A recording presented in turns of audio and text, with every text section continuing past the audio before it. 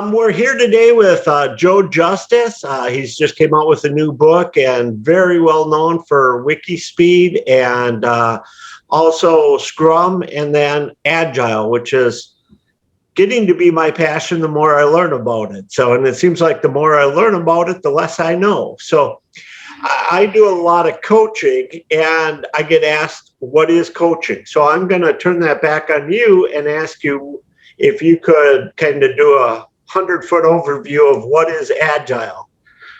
I love it. I love it, Brad. Oh, okay. So Agile is reducing the cost to make change. Change in goal or who you get to work with or the resources or machines or materials or software, whatever you've got, changes in those. How quickly can you change how much? So if you've got a company of 5 people and inside 1 hour, you can change what the company's goal is, that's a certain level of agility. And if you have a company of 500,000 people and you can change inside a week what the goal of that whole massive organization is, that's an even different level of agility. So it's mass and vector. That's Agile. Many people will say it also has to do with human factors, human-centered design, making people happy and customer in the loop. And I'd agree. So I'd say you're changing for the customer's competitive advantage in collaboration with the customer. That's a very good way to put it, because I know there's a lot more that goes into it, but that is a great overview. So what now with your new book, it seems to really unpack, different things, some of your different experiences, of course, with Tesla and 3M. I love that story I've heard you tell about 3M when Elon Musk has called and wanted something for his solar. Could you explain that real quick?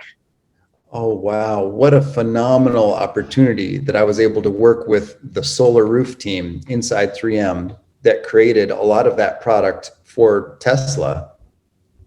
So Elon called the CEO of 3M, at that time it was Inga Thulin, and said, you make solar films, solar panel films, photovoltaic films, and you make impact films that could stand up to hail damage that you can put over glass, like Gorilla Glass type of films. And you make adhesives between those layers that don't yellow for a long time, even when assaulted by very intense UV exposure like the sun. And you make privacy films, which if you look straight at a privacy film, you see right through it almost. But if you look at it from the side, you see an image that's been printed on the privacy film. So you make all these things.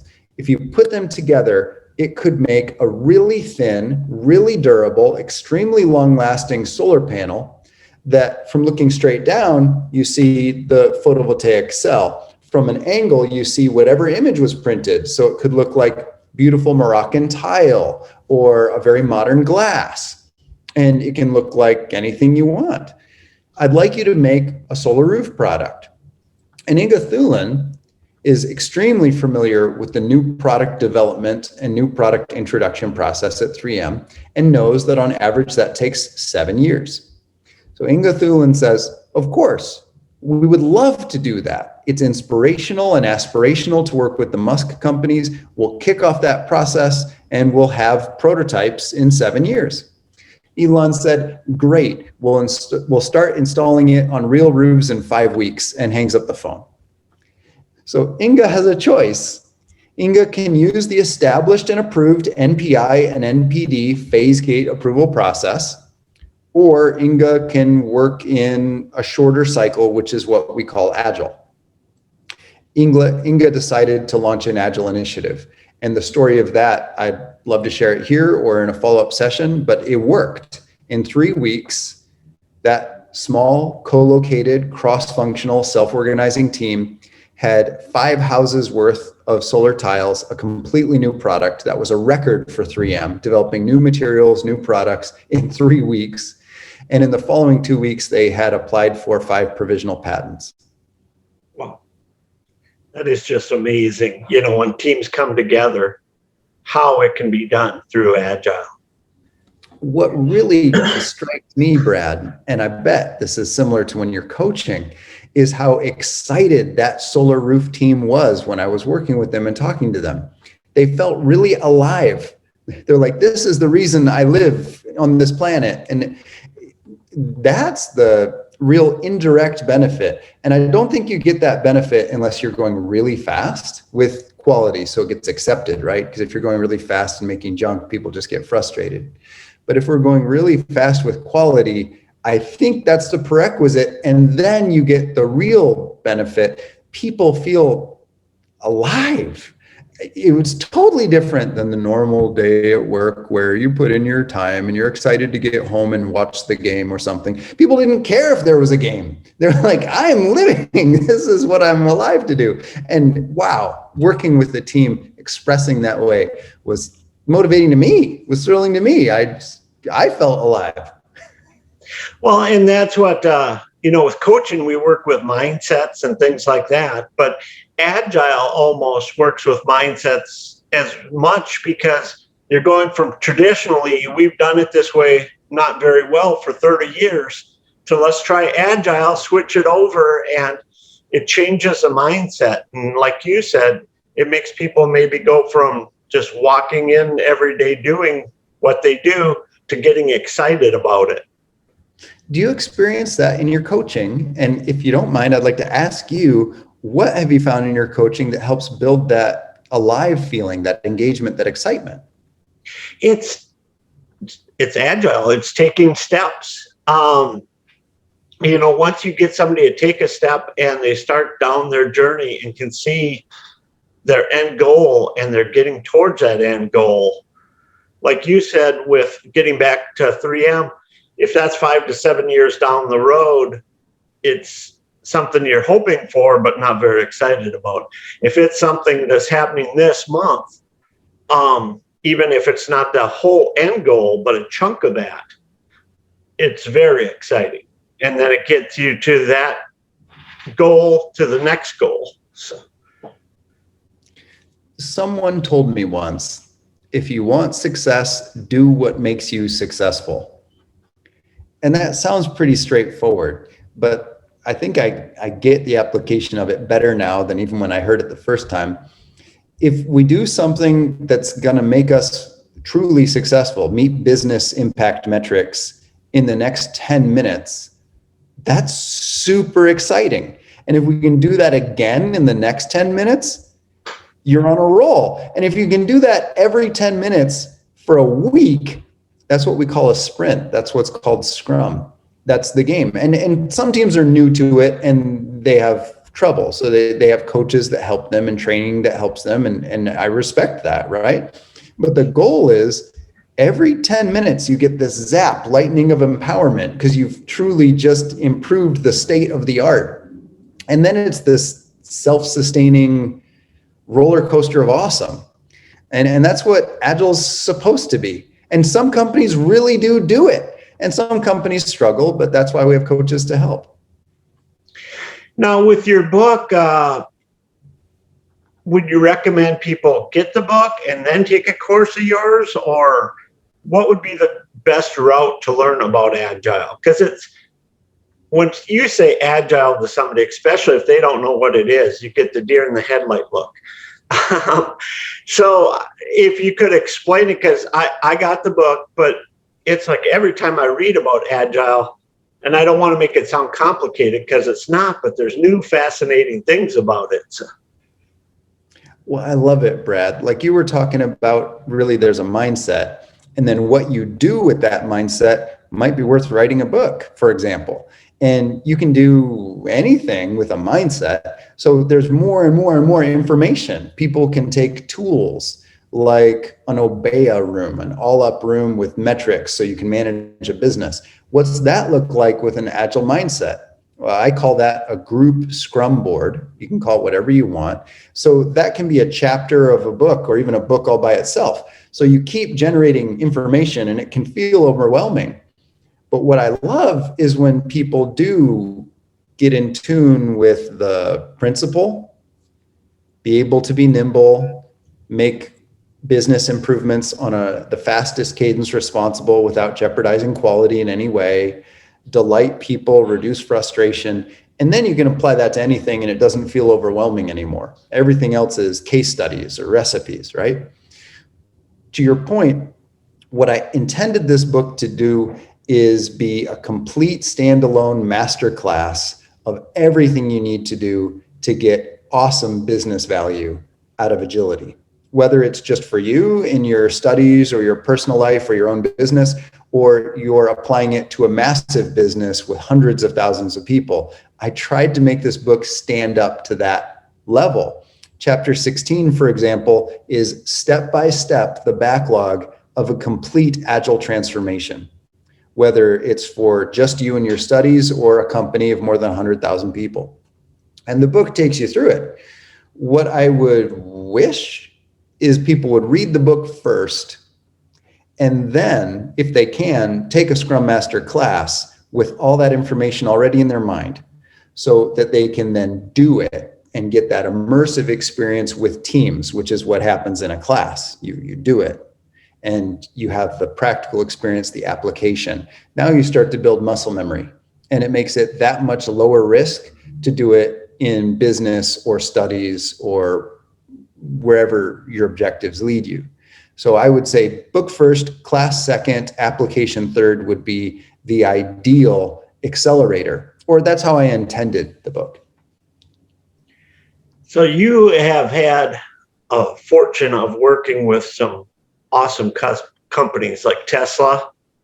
And then I don't know if you call WikiSpeed your company, because I know you collaborated with it, but you're kind of the face of it. You started it. And if you could explain a little about, I guess, both them, because they're similar, but really out of what, like, say, other car makers were doing at the time. Oh, wow. Brad, awesome question and comment too. Thank you.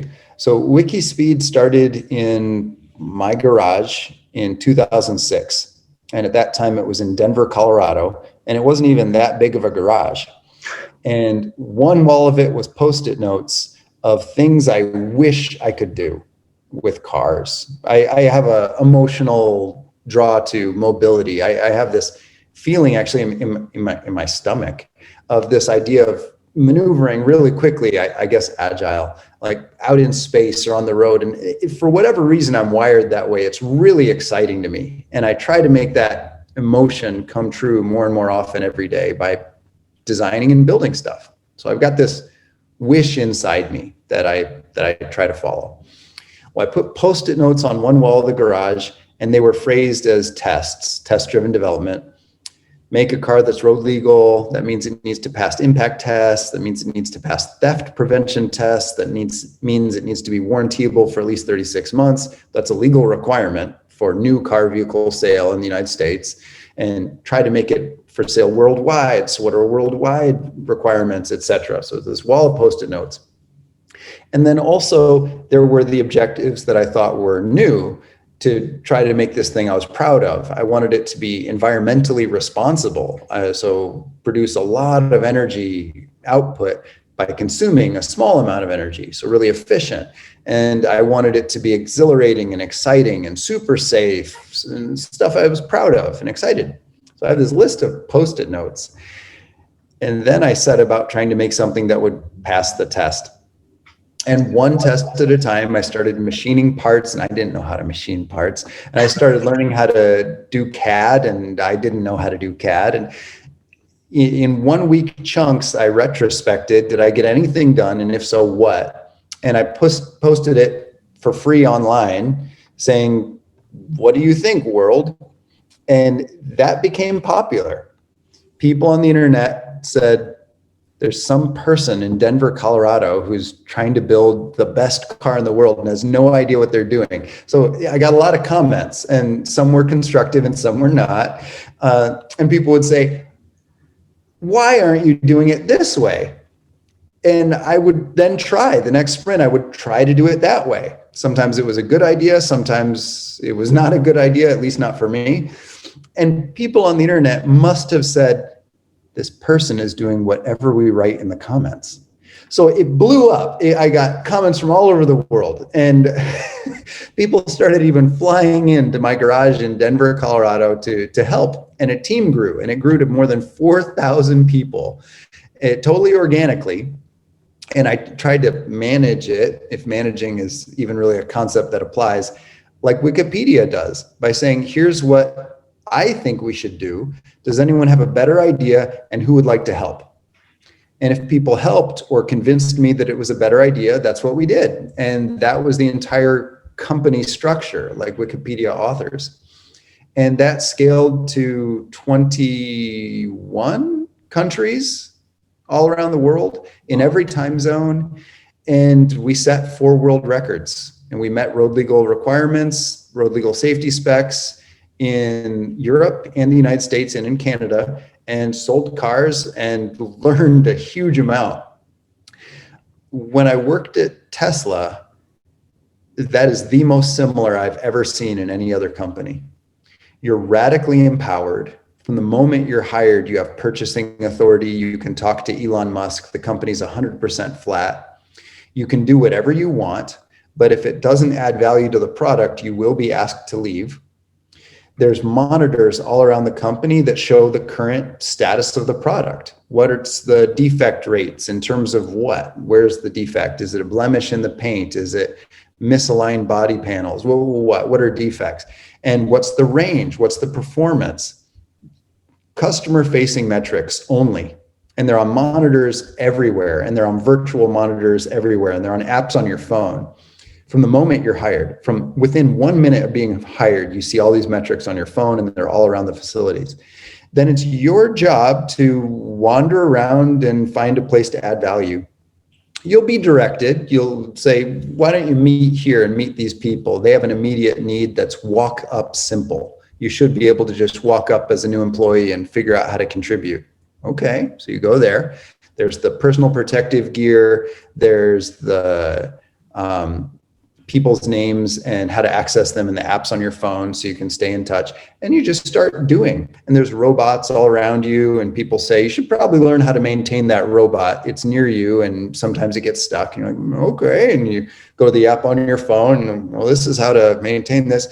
And in a month, you feel like your right arm is a KUKA robot and your left arm is a FANUC robot. And you just go anywhere in these facilities and create, design, and build stuff.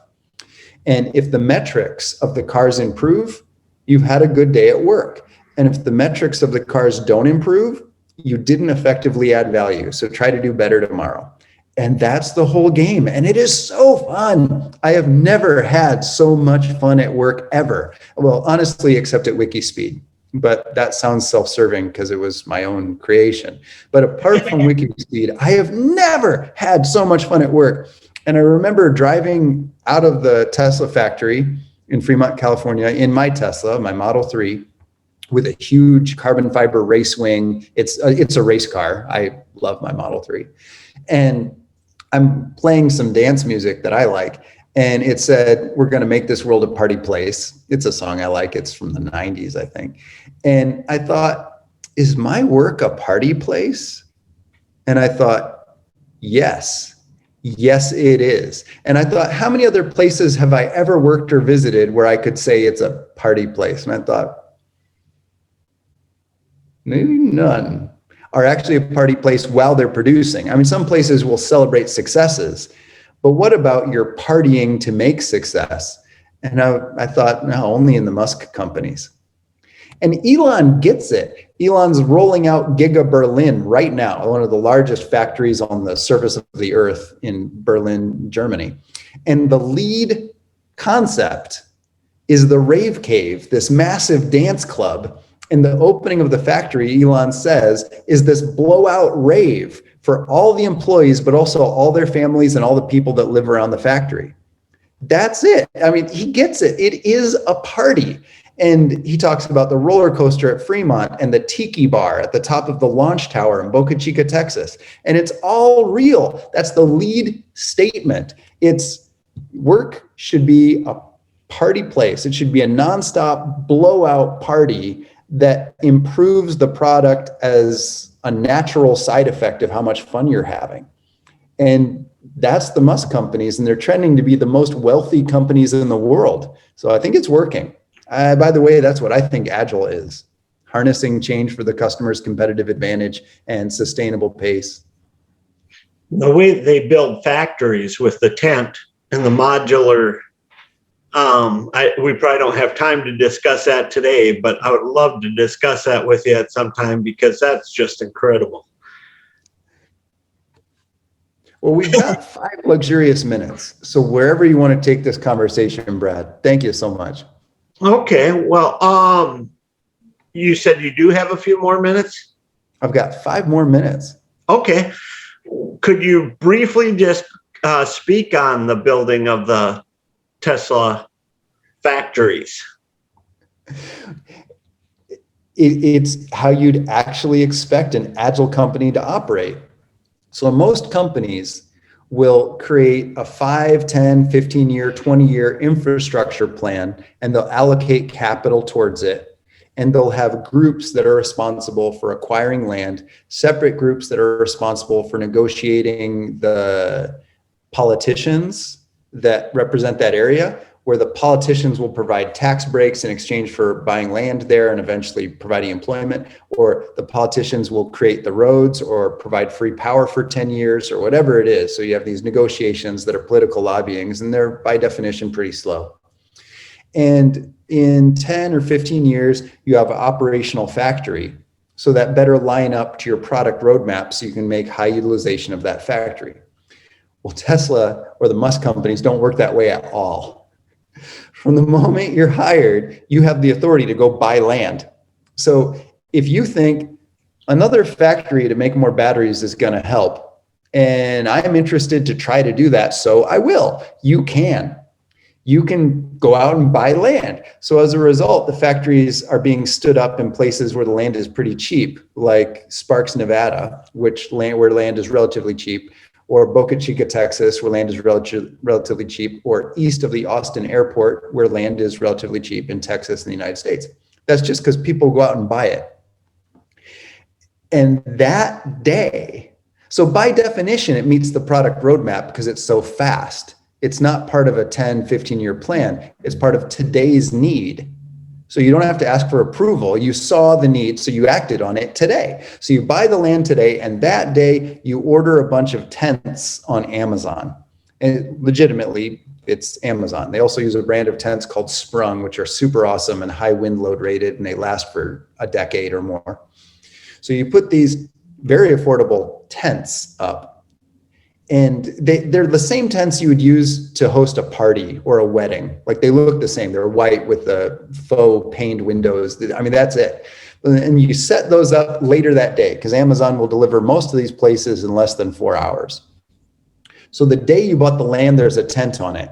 And what you're doing in the tent is the reason you bought the land. So if you bought the land because you thought if we have more space, we could build more batteries, that means that day you are setting up or actually building batteries in the tent. It's an immediate return on investment. So that's immediate. Then you start phone calls to local construction outfits, to other people in Tesla who have construction experience, and you start planning the building around that piece of land. Now, you had some of that plan in your mind and had some of those phone calls while you're negotiating the price of the land yesterday. So you already have a loose idea of dimensions. But then the building starts being approved and you go through permitting, and you likely go to the permitting office that day and have conversations and say, can we get a provisional permit today? And this is a Musk company usual practice now. Provisional permits can sometimes be issued same day all over the world. And they're funny because the final permit could not be approved. It's true. And if that happens, you'd have to scrap the building. So the Musk companies make a bet. Their bet is, we think we're going to get the real permit, so we're going to start full construction on the provisional permit. And you start pouring concrete the same day you bought the land. And you can see that in Giga, Texas, and you can see that in Sparks, Nevada, and you can see that in Berlin. That's exactly what they did. The day the land deal closed, there's concrete going up and rebar with the provisional approval. And the reason that's responsible from an engineering perspective is because the buildings are repeatable modules of previously vetted designs. And they're scaled out with real-time feedback from the people in the tent that are building the batteries, designing the batteries, or whatever you were going to do with that land. And you have return on investment from day one, and it's an agile approach. And it means you don't need any 10 or 15-year plan. That would just be too slow and irrelevant because you're getting same-day return. That is so awesome. Joe, I know you need to go, but could you tell everybody where to get your book, how to get your book, how to get a hold of you if they want a seminar, that kind of thing? So. Brad, thank you so much for asking. Scrum Master, the Agile Training Seminar for Business Performance, I'd like you to get it from Amazon. It's also on LeanPub. So Amazon and search Scrum Master Joe Justice, you'll hit the book immediately. I would love for you to check out the book. There's a free preview as well, so you can try some of it before you buy it. Chapter 16 is step-by-step how to conduct an agile transformation for business impact. I highly recommend it. You can take a Scrum Master class from me, which will be for hardware, software, business, full stack. Everything. It's what I'd recommend if you were starting a job at Tesla. You can take a product owner class from me, which is finances and metrics for a fast cadence of project funding and vendor management.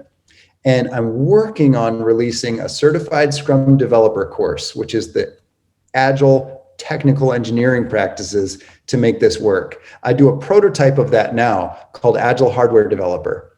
And you can reach me on Twitter at Joe Justice, where I'd love to hear from you or answer your questions if you have them.